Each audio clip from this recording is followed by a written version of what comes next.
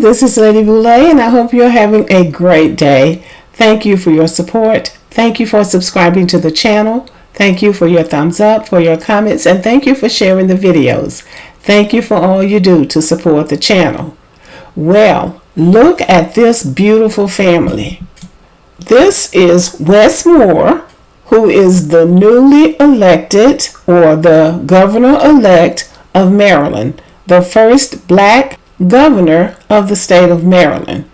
This is as beautiful a family as you will see. And who does it remind you of?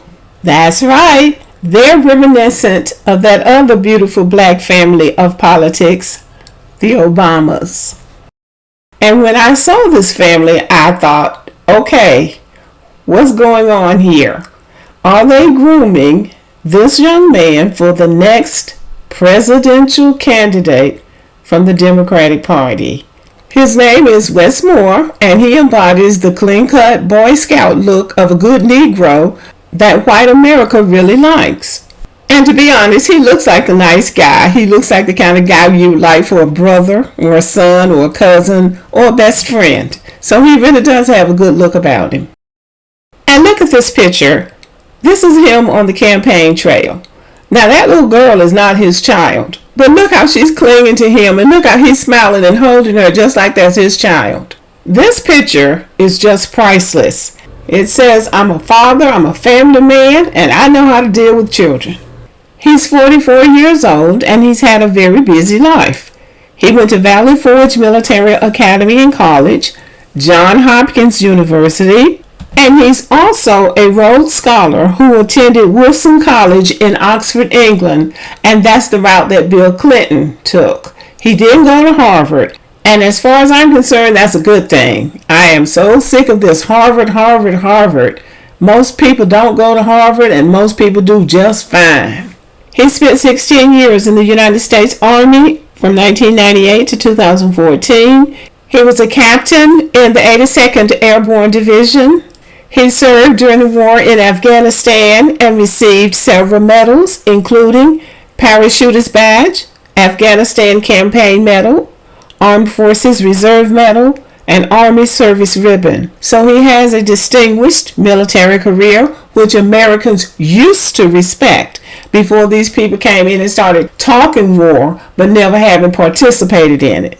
After leaving the military, he was involved in public service. He was the White House Fellow to Secretary of State Condoleezza Rice, and I guess they weren't able to convince him to change his party affiliation. He has worked as an investment banker for Deutsche Bank in New York City. He has written several books, and he has created content for both cable and network television.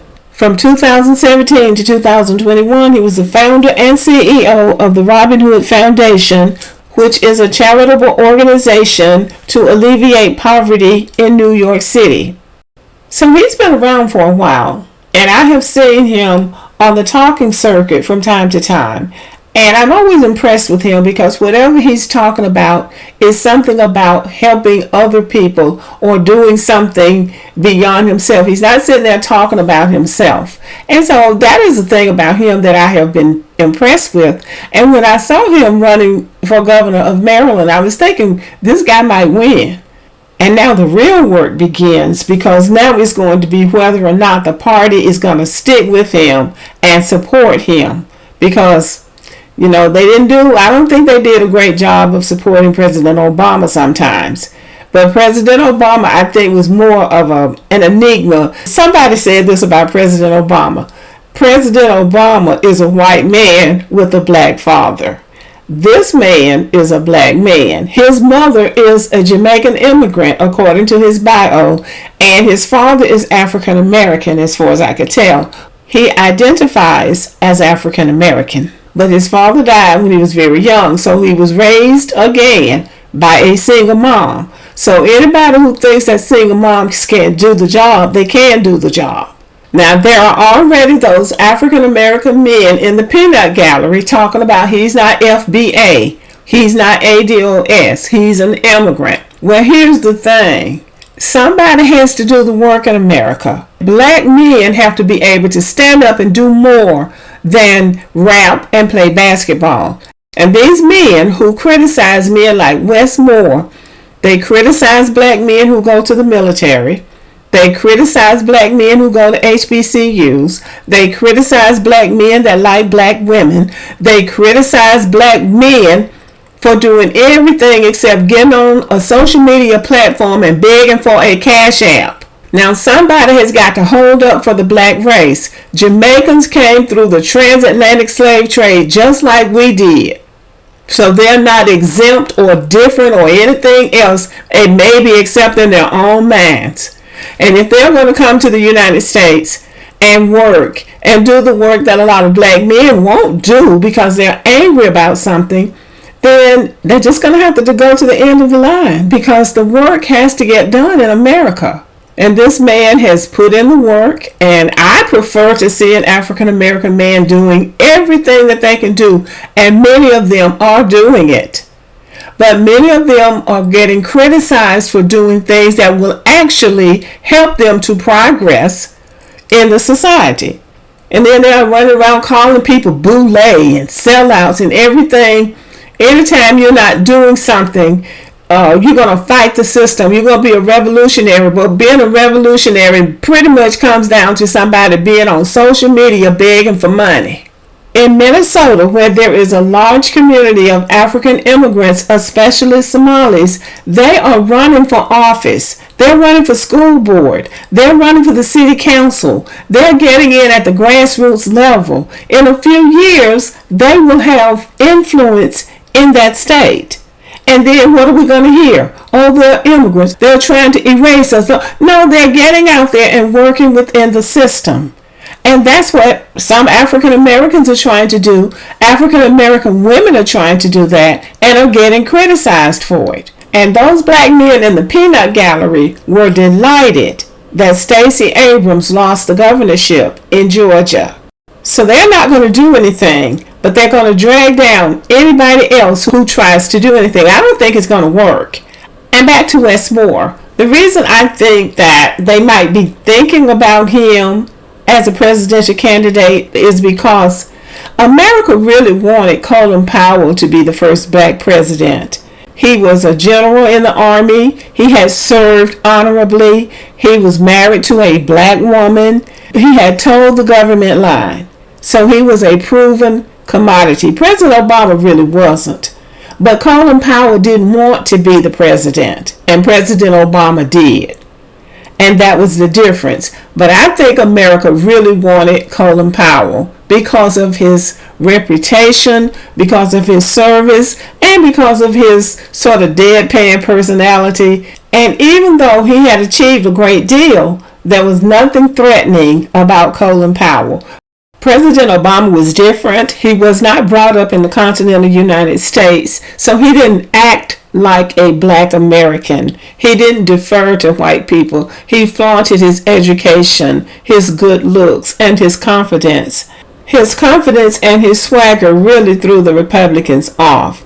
And if they weren't threatened by him, they didn't trust him. And this brings us to the national appeal of Wes Moore.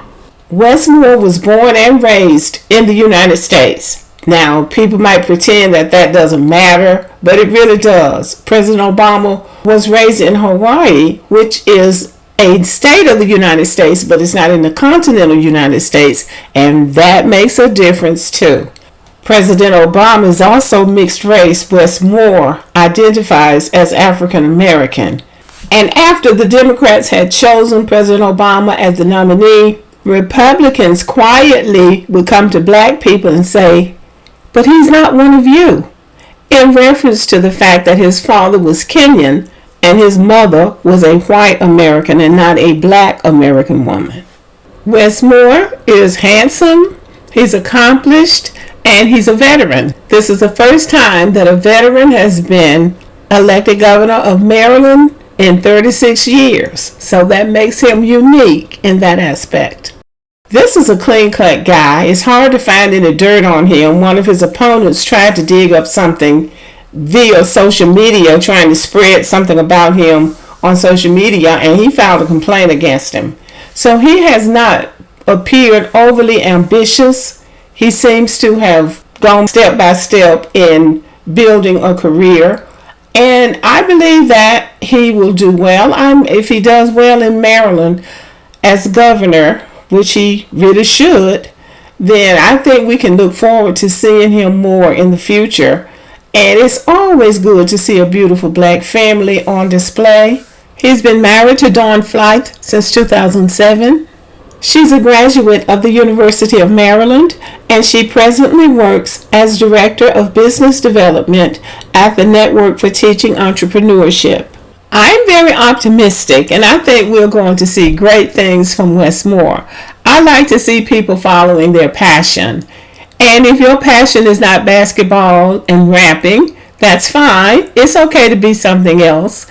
I'm glad he decided to do something else, because my feeling is that it takes us operating on all cylinders to bring about the change that we want. So I'm keeping my eye out. I'm hoping that he will be really successful, and we'll see how the Democratic Party decides to use him, because I think after President Obama, I was like, I don't think I want another black president, because they beat up on them too bad, and they really don't want to work with them. And I didn't think that the Democrats always supported President Obama the way they should have.